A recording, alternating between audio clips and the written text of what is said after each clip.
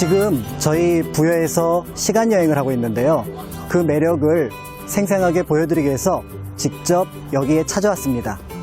자, 저와 함께 떠나보시죠.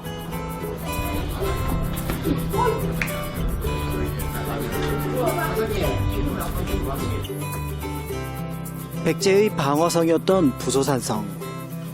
지금은 소나무가 많고 걷기 좋아 주민들이 많이 찾는 산책로입니다.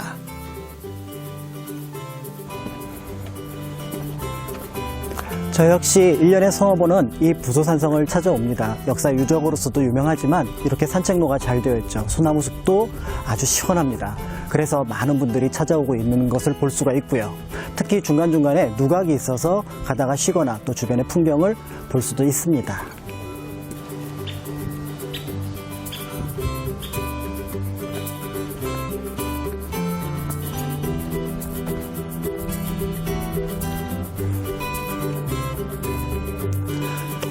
여기서 잠깐 제가 질문을 하나 준비했습니다.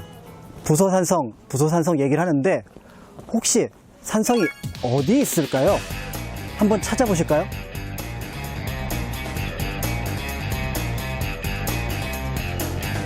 혹시 찾으셨나요? 부소산성은 바로 여기에 있습니다. 보통 보기에는 흙 언덕처럼 되어 있지만 실제로 이 토성이 백제 때 쌓은 부소산성의 모습입니다. 우리가 부여의 요충지로 알려져 있던 부소산성의 실제 모습은 이렇게 흙과 돌로 쌓아놓은 부소산을 감싸고 있는 태매식 산성의 모습이죠. 우리가 조금만 주의를 기울인다면 이곳에서 백제 때 역사를 찾아내실 수가 있습니다. 이제는 흔적을 거의 찾아볼 수 없는 부소산성이지만 1500년 전에는 왕궁과 도성을 방어하는 최후의 보루였습니다. 산성길을 따라가다 보면 곳곳에 누각들이 보입니다. 이 누각들은 과거 왕과 귀족들이 국물을 보던 곳이기도 했죠.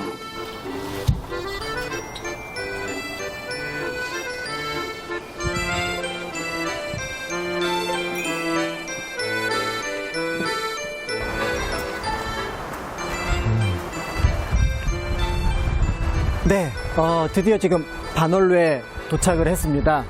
제가 부소산성에서 가장 좋아하는 곳인데요. 이 반월로에 올라가면 옛 백제의 도읍지였던 사비성의 모습을 상상하실 수 있습니다. 함께 올라가 보시죠.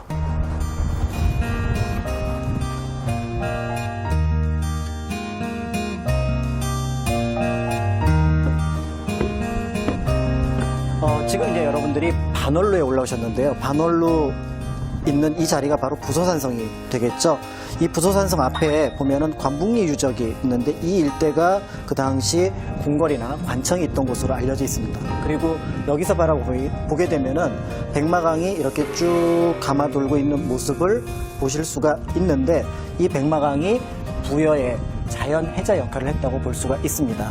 특히 이 관북리 유적에서 보면은 크게 두 개의 쭉 뻗은 길을 볼 수가 있고 이 뒤쪽 길을 보게 되면은 검은색 기와집이 하나가 이렇게 있는 거를 볼 수가 있는데 이 기와집이 정림사터의 강당 건물이 되고요. 이 끝에 보면은 나무가 우거져 있는 곳을 볼 수가 있는데 백제 무왕대파라고 하는 궁남지의 모습이 바로 저기에 펼쳐집니다. 자, 이렇게 보게 되면은 이 반월로라는 곳을 통해서 그 옛날 사비성의 모습들 오부, 오항 25개의 구역으로 나누어져 있었던 번성했던 그 도읍지의 모습을 상상하실 수가 있을 겁니다. 꼭 이 장소를 놓치지 말고 반월로에 올라오셔서 이 모습을 한번 확인해 보시기 바랍니다.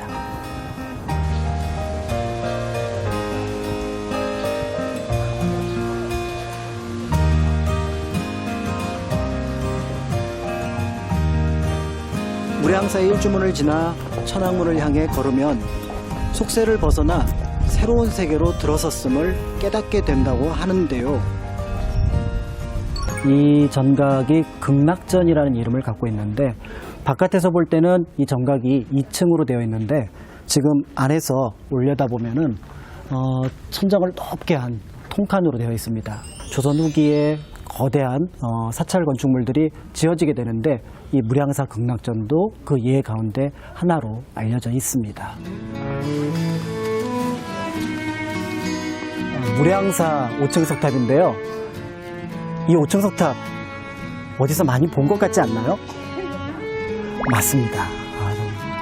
그 부여읍에 있는 정림사지 5층 석탑을 꼭 닮았습니다. 그런데 저 탑은 백제탑이 아니라 고려시대 탑입니다. 신기하게도 백제가 멸망했지만 그 땅에는 백제의 문화가 담겨있는 문화재가 고려시대 때 또 만들어졌다고 하네요. 여기서 시간을 통해서 이어지는, 공간을 통해서 이어지는 그런 어떤 문화의 모습을 볼 수가 있습니다.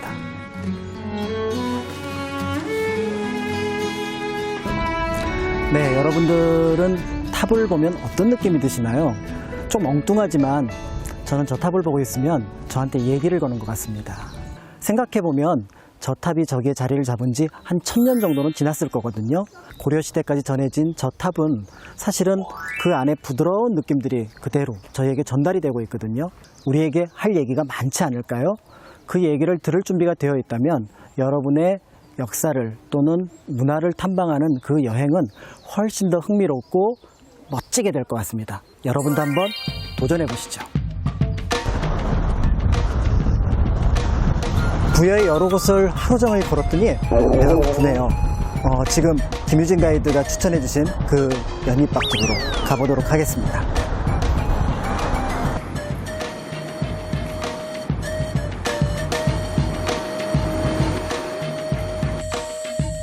예로부터 공남지에 지천으로 널린 연잎을 따다가 연잎밥을 해먹었다는 부여.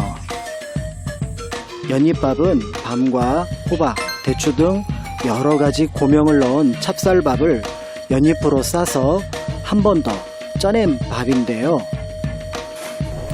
네, 기다린 만큼 연잎 향이 이 밥에 들어가 있어서 그 향에 취하면 가산을 탕진한다고 하는 그런 연잎밥입니다. 김유진 씨가 그렇게 얘기를 하셨는데요. 어떤 맛인지 제가 한번 먹어보도록 하겠습니다.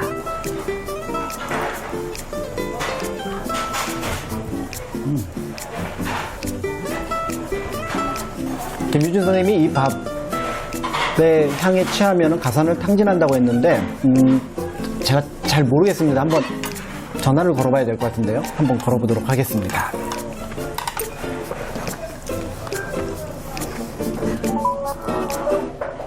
여보세요? 네, 선생님. 네, 목재까지. 네, 지금 여기 그 소개해주신 연잎밥 집에 왔거든요. 어떻게 먹는 방법이 있을까요? 제일 먼저 연잎을 예쁘게 이렇게 포장되어 있는 것을 이쑤시개 뽑고 나서 네네. 펼쳐놓으면 가장자리 부분은 네. 연잎에서부터 색이 나와서 갈변이 좀 되어 있어요. 약간 노르스름하게 되어 있을 거예요. 맞습니다. 지금 보니까 약간 노랗고 갈색 같은 그런 느낌이 여기 지금 이렇게 좀 묻어 있네요. 네. 네네. 그 부분을 일단 조금 이렇게 숟가락이 됐든 젓가락이 됐든 떼서 드셔보시면 그 은은한 그 모세 향이 좀 올라오기 시작을 해요. 그래서 그렇게 드시는 게 제일 처음이고요. 쌈을 상추도 올리고 치커기도 올리고 저잣잎도 올리고 해서 그 다음에 연잎밥을 한 숟가락 드셔야 돼요. 이제는 아주 풍부할 정도로 한 숟가락으로 올리셔야 돼요. 뚝배기 안에 들어있는 쌈장 있죠? 네. 네, 쌈장을 아낌없이 드세요. 아낌없이 떠서 밥 위에다 촉하게 이렇게 바르시는 거예요. 네. 이제 먹어보도록 하겠습니다. 자, 이게 지금 김유진 선생님이 말한 마지막 먹는 가산 탕진하는 연잎밥 먹는 방법입니다. 제가 한번 먹어보도록 하겠습니다.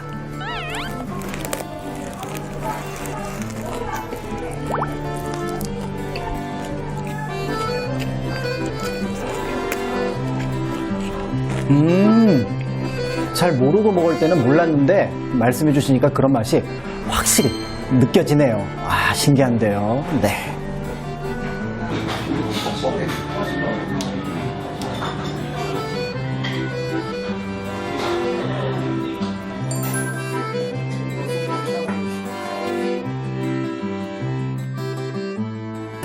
오랜 세월 옛 모습을 지켜가고 있는 부여. 그곳에는 항상 사람들이 있었습니다. 미은의 눈썹이란 이름의 아미산 아래 자리한 반교 마을. 예로부터 땅을 파면 나올 만큼 돌이 많았다는 이곳은 밭에서 나온 돌로 담을 쌓아 돌담길을 이뤘습니다. 담 아래는 큰 돌을 두 줄로 쌓고 위로 갈수록 점점 작은 돌을 쌓아가면서 안정감을 이루고 있습니다.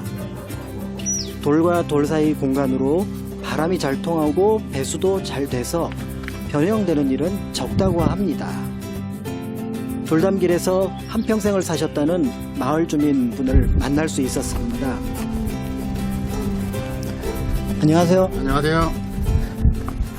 반교리 돌담 회장 김경렬입니다. 반갑습니다. 네. 그래서 판에서 뜨겁고 파설된 거에서 판에서 제가 이제 자료 같은 걸 보니까 이 돌담을 처음 쌓았을 때 그 북쪽에서 들어오는 차가운 바람을 막는데 효과가 있다 이런 얘기도 들었거든요. 혹시 그런 효과에 대해서 얘기를 들어보신 적이? 물론 그 돌담을 높이 쌓다 보면 바람막이도 되겠지요. 사실은 바람막이보다는 이 아까 말씀드렸듯이 밭이나 집터를 조성하기 위해서 나오는 돌이기 때문에 왔다 갔다 버릴 수가 없으니까 높이 쌓게 된 경우가 됐고요. 쌓으면서도 바람막이가 됐겠죠. 또 바람막이가 됐지만은 또 옛날 같이 그 도둑이 많았을 때는 도둑도 방파매가 됐겠죠. 일석이조라고 봐도 과언이 아니죠. 돌이 아무리 많아도 사람 키를 넘게 담장을 쌓지는 않았습니다. 옛날에 하는 말이 뭐냐면은 우리 부라기는 이 돌이 금덩어리다. 돌담을 지켜가는 일은 쉽지 않지만 마을 사람들의 애정과 관심이 있어 가능했다고 하네요. 마을 사람들의 관심으로 지켜온 돌담길은 2006년 근대문화유산으로 보존 및 활용 가치를 인정받아 등록문화재로 지정돼 관리되고 있습니다. 주말이면 전국 각지에서 모여든 사람들이 방교마을 돌담길을 걷습니다. 65세까지 전국에 있는 그 돌담길에 복원 가능한 곳을 조사를 하니까 20군데가 나왔어요. 그중에 충청도에서 대상은 여기 하나요. 네, 오늘도 방교마을에 많은 분들이 찾아오셨는데요. 한번 만나 뵙고 얘기를 나누도록 하겠습니다. 도시하고 비교해서 이 농촌마을, 특히 이렇게 돌담길이 펼쳐져 있는 이 반교리를 보셨을 때 어떤 그 차이점 그리고 어떤 장점과 단점이 있다 이렇게 생각이 드시는지. 시골 마을의 분위기하고는 많이 다른 것 같아요. 예전보다 오히려 더 친숙한 느낌이 더 들었고요. 어렸을 때랑 다른 더 포근하고 돌아오고 싶은 그런 느낌을 많이 받은 것 같아요. 안녕하세요, 교수님. 네, 잘 지내셨습니까? 네. 네. 이 방교마을 돌담길이 대단한데요. 네. 반교리 마을에 있는 돌은 이 호박돌이라고 해가지고 이 한 집에 집 짓기 위해서 땅을 파면은 울타리 할 만큼의 돌이 나오고 밭은 또 밭대로 나오고 제주도식이죠. 네. 돌이 많은 동네만이 돌담이 가능하고 자연스러운 맛이 있어서 뭐 유적지에 가서 유물을 보고 멋있는 거 보는 거 그리고 향토의 서정을 느끼고 싶은 사람들은 이 반교리 마을로 많이 오죠.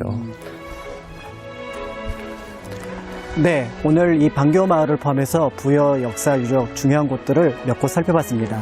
사실 부여를 포함해서 백제 역사를 우리는 멸망했다는 이유로 잃어버린 역사, 잃어버린 시간이라고 얘기를 하는데요.